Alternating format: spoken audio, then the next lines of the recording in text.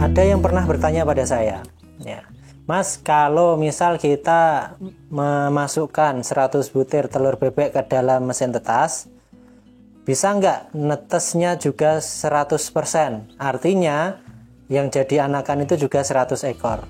Mungkinkah hal ini bisa terjadi? Kita akan bahas tuntas di video kali ini. Jangan kemana-mana, tetap bersama The Mas Bay Channel.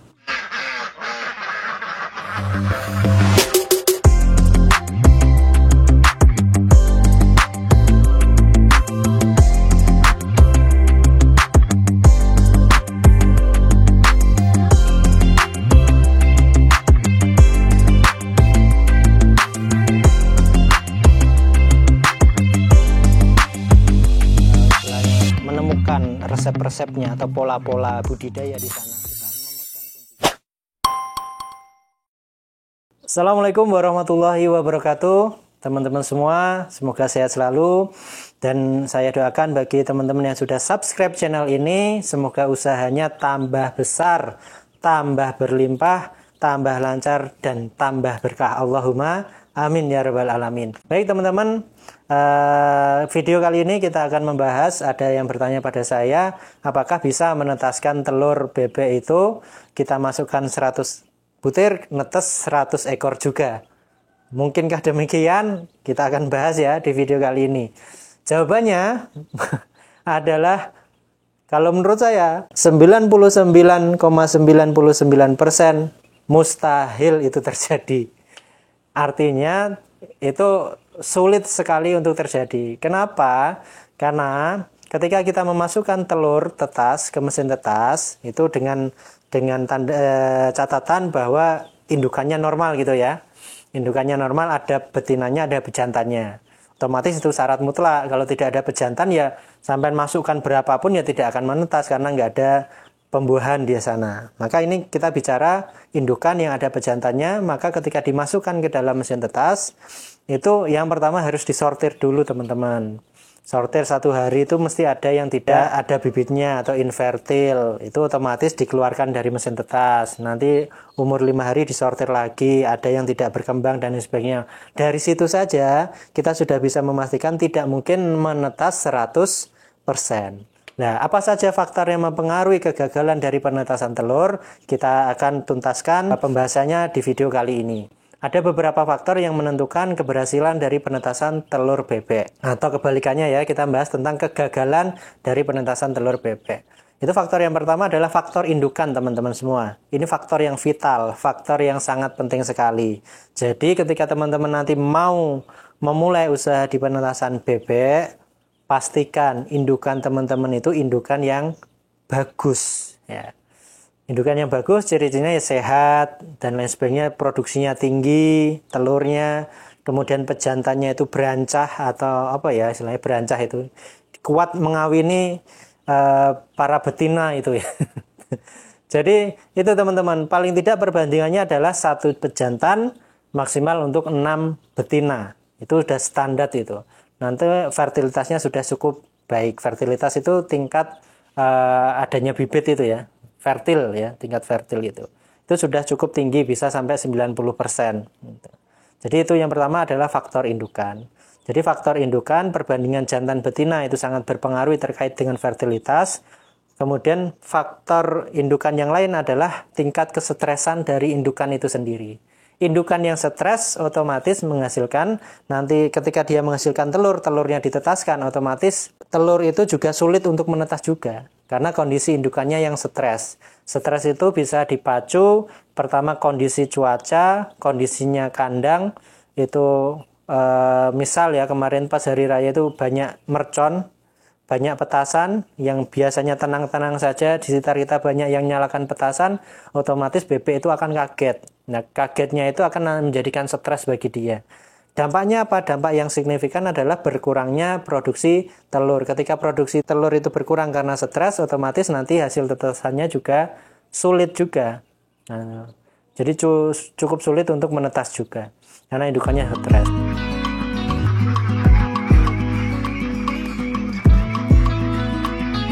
Yang kedua adalah faktor pakan. Ketika pakannya gonta-ganti itu juga bisa menyebabkan tingkat stres di bebek indukan itu cukup tinggi. Ya, dampak signifikannya telurnya turun, akhirnya nanti ketika ditetaskan juga sulit untuk menetas. Selanjutnya, faktor yang berpengaruh terhadap kegagalan penetasan telur bebek itu adalah lamanya penyimpanan telur sebelum masuk ke mesin tetas. Ya, ini saya pernah uji coba dan pernah saya lakukan. Pernah saya menyimpan telur itu setelah diambil dari kandang, kita kumpulkan selama 7 hari. Ternyata hasilnya kurang maksimal teman-teman semua. Ada di situ yang telurnya tidak berkembang, di proses penetasan itu tidak berkembang. Ada juga yang nggak kuat untuk memecah cangkangnya dan lain sebagainya. Hasil tetesannya juga kurang memuaskan. Nah, saran saya ini yang sudah saya terapkan sampai saat ini adalah maksimal 5 hari teman-teman. Jadi teman-teman ambil dari kandang, dikumpulkan maksimal 5 hari dari telur pertama yang dikumpulkan itu tadi ya. Jadi maksimal 5 hari itu maksimal ya. Itu tetesannya masih bagus. Kalau saat ini yang saya lakukan adalah selama 7 hari itu kita masukkan telur ke mesin tetes itu 2 kali dalam 1 minggu. Yaitu setiap hari Selasa dan hari Sabtu. Jadi relatif tidak lebih dari 5 hari itu ya. Yang satu yang dimasukkan hari Selasa itu umurnya baru 3 hari, yang dimasukkan hari Sabtu itu umurnya baru 4 hari. Dan alhamdulillah sampai sekarang tetesannya juga normal atau bagus. Faktor selanjutnya, faktor yang ketiga, yaitu adalah tentang mesin ya, mesin tetes yang teman-teman gunakan. Ini pengalaman dari saya pribadi selama menetaskan telur ini, setiap mesin itu punya karakteristik masing-masing. Jadi teman-teman harus peka di situ. Ya, kadang ada yang suhunya minta 39. Dia baru panas ya, baru normal panasnya. Ada juga yang suhunya 38, dia sudah cukup. Ada juga yang suhunya 37, itu juga sudah cukup. Jadi itu tergantung dari kondisi mesinnya teman-teman masing-masing. Itu bisa disesuaikan, pengaruhnya bisa dari bahan yang digunakan, kemudian cuaca dan lain sebagainya. Nah, itu teman-teman harus peka, harus jeli untuk melihat bagaimana karakteristik dari mesin ini. Terutama terkait dengan sterilisasi, ini juga sangat penting bagi teman-teman yang mau menetaskan. Itu wajib disterilkan setelah menetas. Itu kan banyak kotoran-kotoran dari bebek ya, dari DUD, ada ari-ari, ada cangkang, ada darah dan lain sebagainya. Itu dicuci bersih, disterilkan, disemprot dengan desinfektan. Itu wajib hukumnya. Sehingga ketika memasukkan telur lagi, menetaskan telur lagi, kondisi mesin sudah dalam keadaan steril. Nah, suhu, kelembaban, dan pengaturan lainnya, alhamdulillah sudah kita buatkan videonya. Nanti teman-teman bisa lihat di channel ini. Teman-teman bisa ulangi lagi untuk melihat bagaimana perlakuan di setiap mesinnya, termasuk perlakuan di setiap fase-fase penetasan telur itu sendiri. Faktor yang tidak kalah penting itu adalah faktor suhu dan kelembaban. Ini faktor yang sangat menentukan. Nanti teman-teman bisa lihat juga di kandang penetasan saya, tempat penetasan saya itu sengaja saya buat dari dindingnya dari asbes ya. Atapnya asbes, dindingnya juga asbes. Tujuannya apa? Tujuannya adalah di dalam ruangan itu biar lembab, hangat dan lembab, sehingga udara di dalam mesin tetes itu tidak mudah untuk turun ya. Jadi suhunya relatif stabil. Jadi ketika nanti teman-teman monggo main ke Blitar, nanti mampir ke rumah saya, teman-teman bisa melihat dan bisa merasakan di dalam itu hawanya itu ungkep, lembab ya, sumuk gitu ya. Nah, itu tujuannya agar suhu di dalam ruangan itu tetap terjaga, jadi tidak terlalu dingin ya. Nah, itu tujuannya. Dan tidak kalah penting adalah pengaturan suhu, kelembaban itu kan ada kalau suhu ada di termostat ya. Teman-teman harus sering cek itu termostat itu. Karena termostat saat ini yang digital dan ataupun yang lainnya itu gampang rusak. Berbeda dulu ketika saya awal-awal neteskan itu dengan termostat dulu kapsul ya. Dan mungkin termostat digital yang lalu itu masih awet ya. Kalau sekarang gampang rusak. Nah, itu akibatnya sangat fatal sekali teman-teman. Ketika teman-teman itu istilahnya apa ya, lupa tidak mengecek ataupun teledor tidak mengecek suhunya, itu ketika rusak Nah, fatal sekali sudah. Bahkan itu, ya itu kadang rusaknya malam, itu tambah bahaya sekali. Ketika kita sudah tidur, ternyata termostatnya rusak. Pagi sudah panas itu mesin. Ya, pernah saya itu sampai suhunya 50 derajat. Padahal pagi ini baru masukkan kan, ya.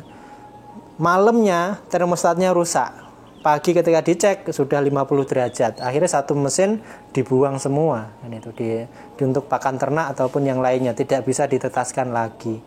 Nah, itulah bagaimana tantangan yang harus kita tuntaskan ya. Tantangan untuk menetaskan telur bebek itu kalau kita menggunakan mesin tetas ya seperti itu. Ya, sehingga nanti kita akan bahas juga solusinya seperti apa itu.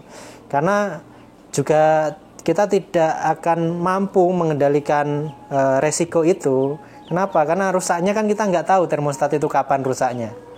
Nah, sehingga perlu kita beri solusi untuk antisipasi ketika termostat itu rusak. Insya Allah kita buatkan videonya teman-teman ya. Alhamdulillah kita sudah menemukan solusinya itu.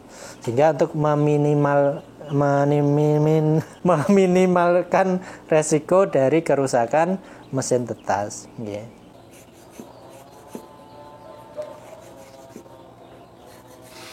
Baik teman-teman, itu tadi ya beberapa faktor yang dapat mengakibatkan kegagalan dalam proses penetasan telur bebek. Ini sebagai penutup saran dari saya, karena kita usaha di bidang peternakan yang berkaitan dengan hewan hidup, benda hidup dan lain sebagainya, ataupun itu juga ini bisa digunakan untuk usaha-usaha yang lain, bahwa kita harus sadar bahwa yang bisa kita lakukan adalah ikhtiar sebaik mungkin, usaha sebaik mungkin, sedangkan hasil itu di luar kendali kita. Nah, sehingga kita tidak bisa menentukan hasil kita harus sekian, itu di luar kendali kita. Yang bisa kita lakukan di ranah yang kita kuasai adalah memaksimalkan ikhtiar, memaksimalkan usaha yang bisa kita lakukan sehingga harapannya hasilnya bisa maksimal. Nah, itu ya. Ini pernah terjadi ketika saya dulu baru sadar tentang konsep rezeki itu. Ya, ketika saya terlalu sombong terkait dengan penetasan ini, merasa sudah mampu, sudah ahli di bidang penetasan, maka saya terlalu sombong ya. Jadi pernah itu ketika ada peternak yang pesan DOD, Mas pesan 500 ekor ya untuk 1 minggu lagi. Saya lihat catatan, oh masuk, biasanya netas sekitar 500-600 ekor. Nah itu belum netas sudah saya sanggupi. Oke Mas, siap gitu. Ternyata pada saat mau menetas termostatnya rusak, sehingga telur yang harusnya itu bisa kita jual DOD-nya sekitar 500-600 ekor itu ternyata tidak bisa dijual semua karena mati semua DOD-nya. Nah, itu menjadi teguran bagi saya bahwa semua yang kita usahakan kita tidak bisa menentukan hasilnya. Hanya Allah yang bisa menentukan hasilnya. Intinya adalah hasil itu adalah kuasanya Allah Subhanahu wa taala. Sedangkan ikhtiar kita, usaha kita itu adalah ranahnya manusia. Di sini ketika kita memahami konsep ini, usaha kita, kehidupan kita akan menjadi tenang karena kita tidak memikirkan apa yang tidak menjadi wilayah kita. Kita hanya fokus pada apa yang menjadi ranah kita. Kalaupun usaha kita berhasil, itu bukan semata-mata karena usaha kita sendiri, tapi Allah sudah memberikan hasil yang terbaik kepada kita. Kalaupun sebaliknya, ketika usaha kita kurang memuaskan hasilnya, kita tidak mudah putus asa. Kenapa? Karena itu di luar wilayah kendali manusia. Paling tidak kita sudah mengusahakan yang maksimal. Maka disitulah konsep ibadah. Usaha itu adalah ibadah, maka kita persembahkan ibadah kita yang terbaik kepada Allah Subhanahu wa taala, termasuk usaha kita di bidang peternakan ini. Mungkin itu dulu dari saya, mohon maaf atas segala kekurangan ya. Jangan lupa like, komen dan juga subscribe channel ini, semoga memberikan kebermanfaatan yang lebih kepada teman-teman yang lain. Jangan kemana-mana, tetap bersama The Mas by Channel. Assalamualaikum warahmatullahi wabarakatuh.